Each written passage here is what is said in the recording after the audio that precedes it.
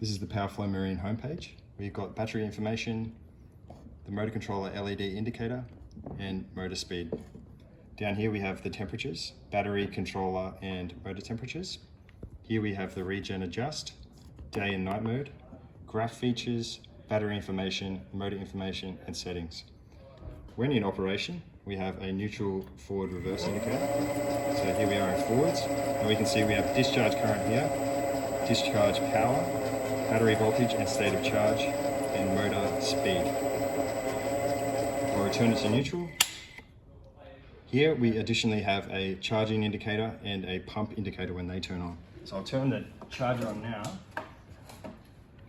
And as that goes in, when that starts charging, we will see the charger indicator light here.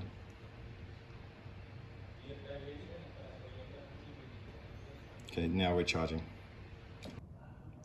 To access the graphs, you press this button here. Now the graphs track your current, regen current, power, and state of charge for your trip. So you can look back from the last hour, the last minute, and the last day. And you can cycle between them with these two buttons here.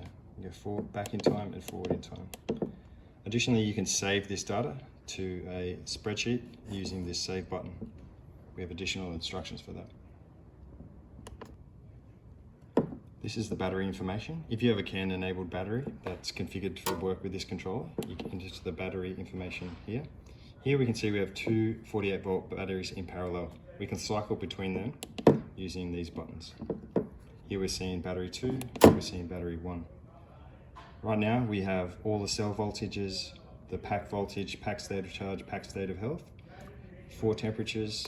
On the second page we have historical information, and on the third page we have errors and status for diagnostics.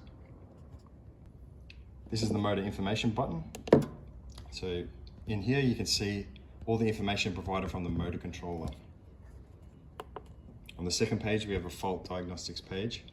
If a fault comes up, it'll be highlighted here.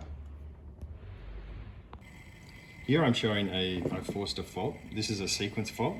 This fault occurs when you have your throttle in the forward position when you turn the system on. Now it's a safety feature, so the motor doesn't shoot off. You can see that you're in fault because the LED indicator is flashing and it's indicating that there is a motor fault.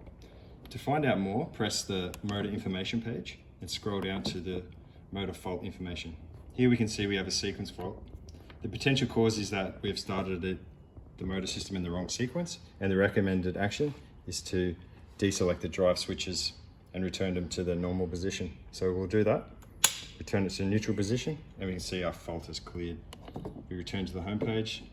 We have the green LED indicator light, and we can see that the system operates as designed. We have a password protected settings page, which enters through here. Once you enter the password, you enter the settings page. It's important not to change any of these settings while the motor is in operation.